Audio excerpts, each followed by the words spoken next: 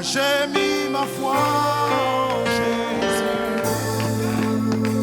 Il ne m'abandonne pas. Malgré mes problèmes, j'ai mis ma foi en Jésus. Oh, il ne m'abandonne pas. J'ai choisi de mettre ma foi en Jésus. Il ne m'abandonne. Tous ensemble, j'ai mis ma foi en Jésus.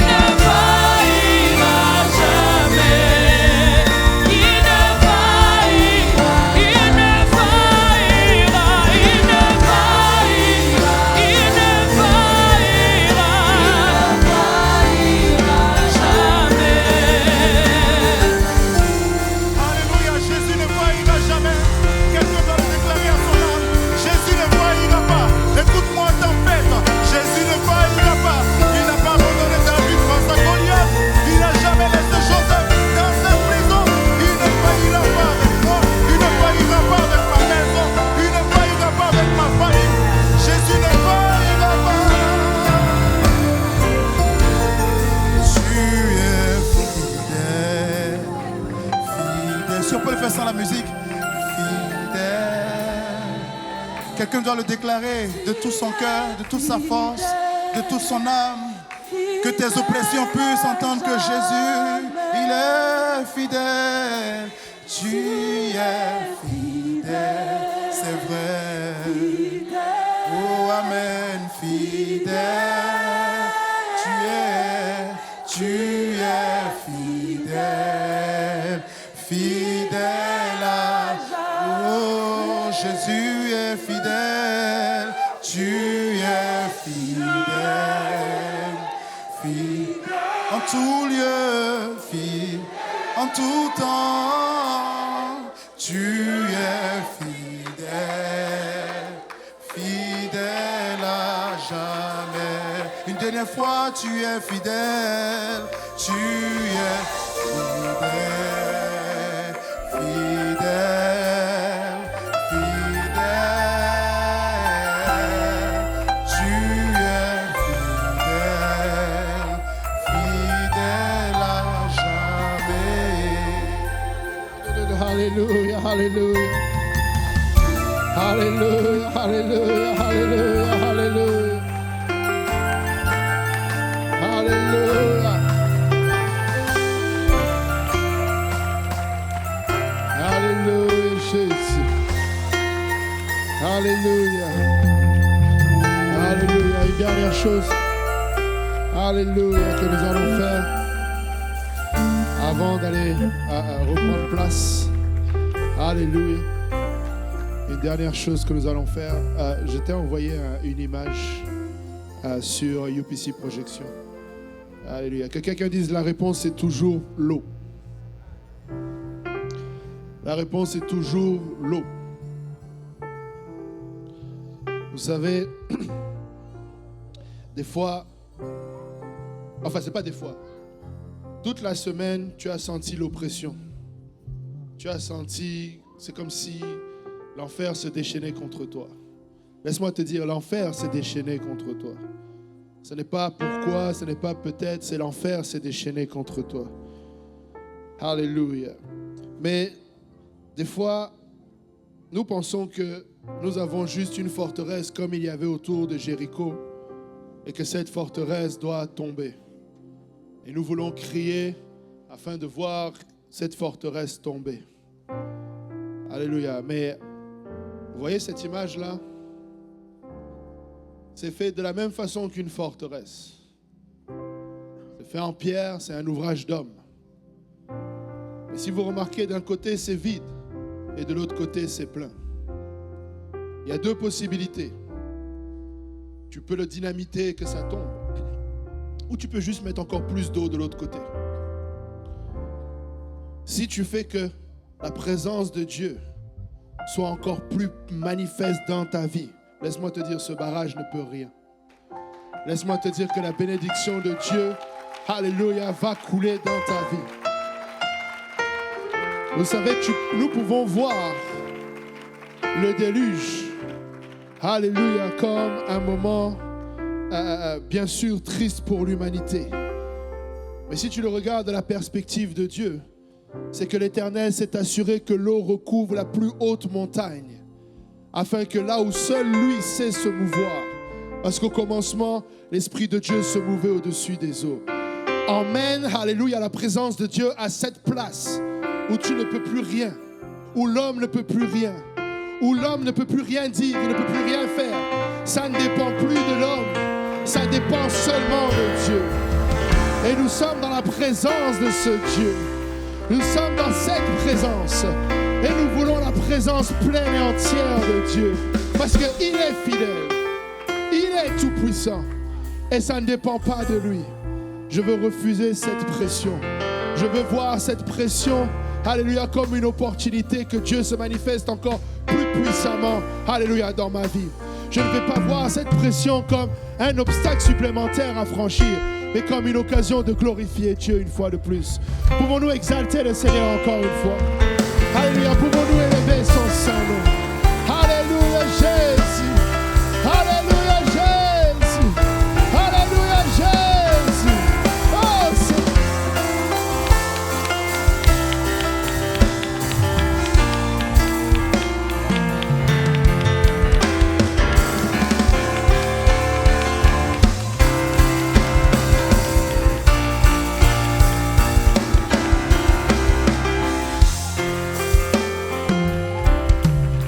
Alléluia.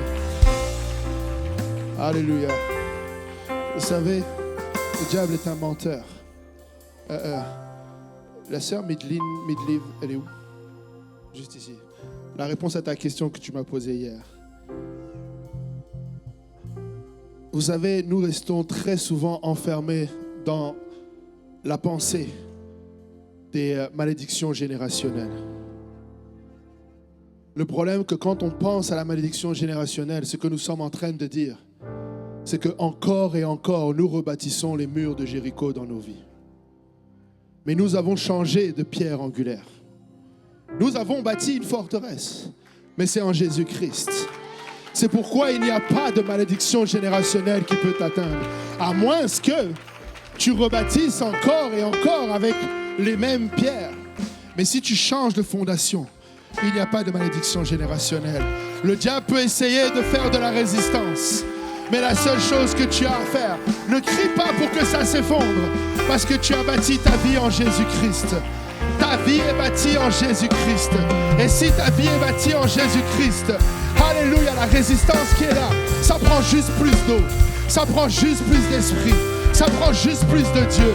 Ça prend d'emmener ça à ce niveau où ce n'est pas par ta force, ce n'est pas par ta puissance, mais c'est par l'Esprit de l'Éternel. Pouvons-nous battre nos mains pour le Seigneur encore une fois?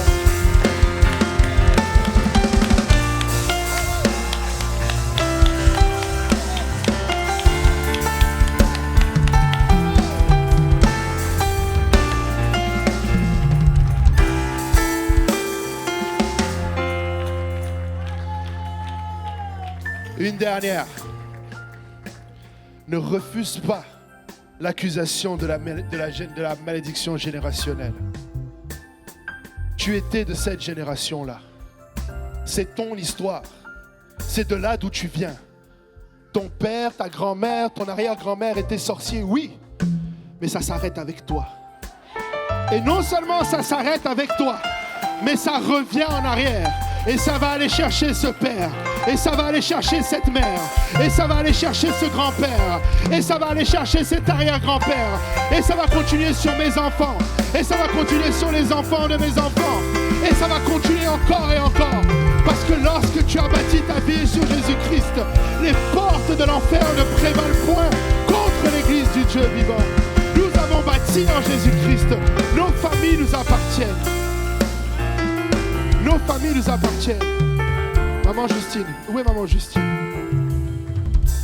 Elle n'est pas là, tu lui passeras le message. Nos familles nous appartiennent. Nos familles nous appartiennent.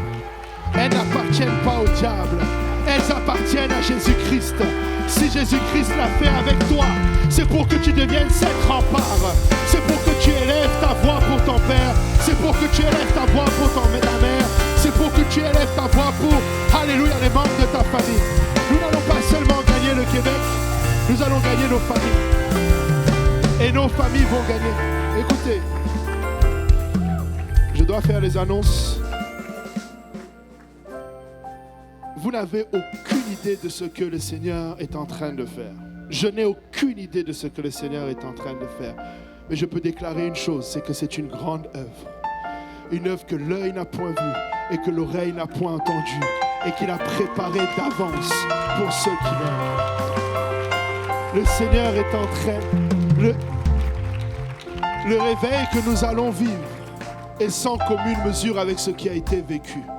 Tu peux remonter à Azusa Street, tu peux remonter à Martin Luther, tu peux même remonter à la Pentecôte, tu peux remonter à la naissance de Christ. Il va encore dire que vous ferez de plus grandes choses. Vous ferez de plus grandes choses. Là où le péché a abondé, la grâce a surabondé. Jusqu'à ce que je regarde, c'est la première fois que sur la face de la terre, il y a 8 milliards d'habitants. Laisse-moi te dire, ça en fait du péché. Mais ça va en faire de la grâce. La grâce va surabonder. Le péché peut se dresser comme une rempart, mais la grâce va surabonder. Pouvons-nous encore une fois exalter le Seigneur tous ensemble?